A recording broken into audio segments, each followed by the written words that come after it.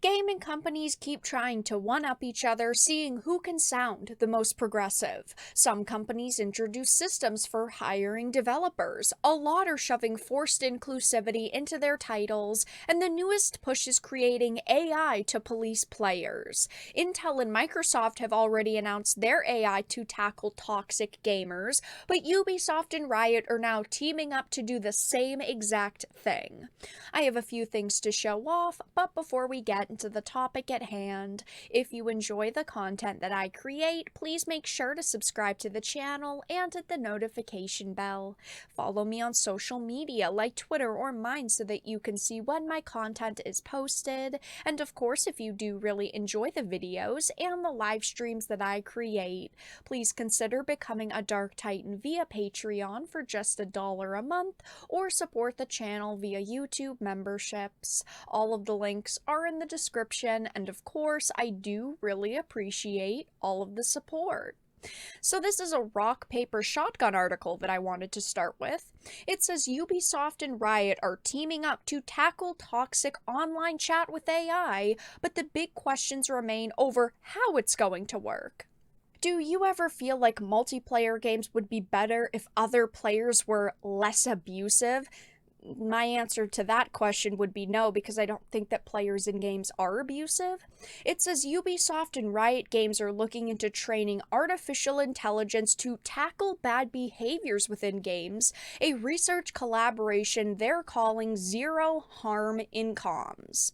It says, after reading this, you're probably wondering, these companies are tackling toxicity? Really? Ubisoft and Riot have their own histories of alleged inappropriate behavior within their company cultures. Although both companies have said they're committed to behavioral change, it could prove tough to win over players who are aware of their history. I can't say the two issues really have anything to do with each other. It's a bit of a false equivalency, but it doesn't change the fact that yes, the reason they're doing this is because they faced massive controversy over their employee behavior, so they're trying to deflect and get people focused on the player base instead of their own internal affairs. Ultimately, it's another case of major virtue signaling. As an adult, if I want to shit talk people in a video game, I should be able to. That shouldn't be a problem. I understand that there are individuals who go into online games who don't want to listen to banter, who don't want to listen to people going at each other and being competitive. That is perfectly fine, but there are plenty of features that exist to combat that. You can block people, you can mute people, you cannot interact with anyone in a game if you do not want to, but these companies still want to change things. They still don't think that it's enough. They still, of course, want to look like they're doing better.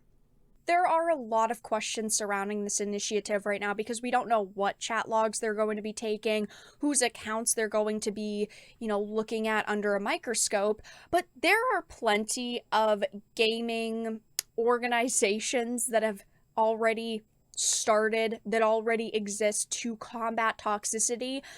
First of all, look at Bully Hunters. They failed within a couple of months of launching, and now we have The Watch. It's a tiny group, but they wanted to fight toxicity and harassment and racism and sexism in gaming, and so they were posting like anonymous clips that were sent to them on their Twitter.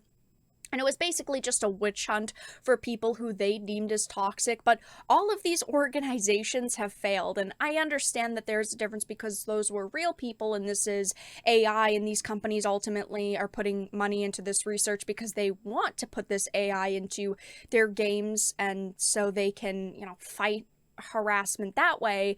But I just feel like nothing like this goes well. Whenever you're talking about looking for toxicity, or you're putting an AI in charge of deciding who is getting banned over what they're saying, it always backfires, and companies always cause massive controversies for themselves. Now, obviously, a giant problem with initiatives like this is what the definition of toxic behavior and harassment are, because my definition of those things might be very different than what the AI is programmed to pick up on. I am perfectly fine with competitive banter in video games. I don't take it that seriously. It's just that simple. But this AI might see my behavior as being extremely toxic and abusive, and then I could get my account banned for that, which I think is absurd.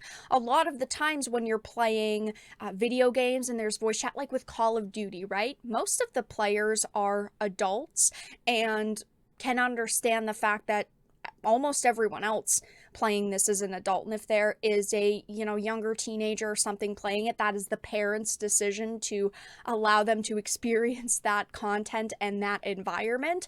But as an adult, I shouldn't have, my choices taken away. I should be able to sit in the lobby and shit talk people and it be that simple and not get banned for it. When I am spending money and putting my time and effort into a video game, that doesn't mean an AI should be able to say, oh no, that's bad, you can't say that, and police me over it, which is a big problem with all of these AI.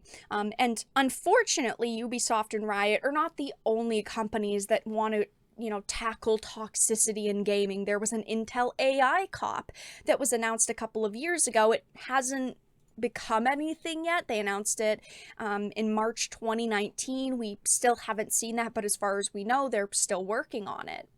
It says most of us have probably experienced toxicity in one form or another while gaming online, and it's a problem that doesn't seem to be getting any better. This is my problem with gaming journalists and the media, because there are plenty of ways to tackle behavior that you might find toxic. Again, block buttons, mute buttons, it's just as simple as that. During the GDC in 2019, the company announced that it had partnered up with Spirit AI to explore how machine learning can be used to combat in-game toxicity. Spirit AI already has quite a bit of experience in this realm, as it offers a tool called Ally that uses machine learning and AI to identify and curb abuse in text chat. I think that this is really absurd. I've got to be honest. I feel like online games are given a bad rap. Yes, some games have more competitive, argumentative fan bases than others, but at the end of the day, it's a video game with people who all still want to play that title. I don't think, again, that an AI should be telling us what we can and can't say and do. As you can see, more gaming companies are putting money, time, and effort into AI to tackle toxicity online. I will never trust an AI to tell me if I'm being toxic or not, but companies want to waste time and money, and this is their latest idea. But that's all that I really had to discuss in this video. Let everyone know your thoughts in the comments section down below. If you enjoyed it, please make sure to give it a like, share it, and subscribe to the channel. And of course, if you didn't, make sure to give it a dislike. I appreciate your support either way, but I will talk to you all again in the next video really soon.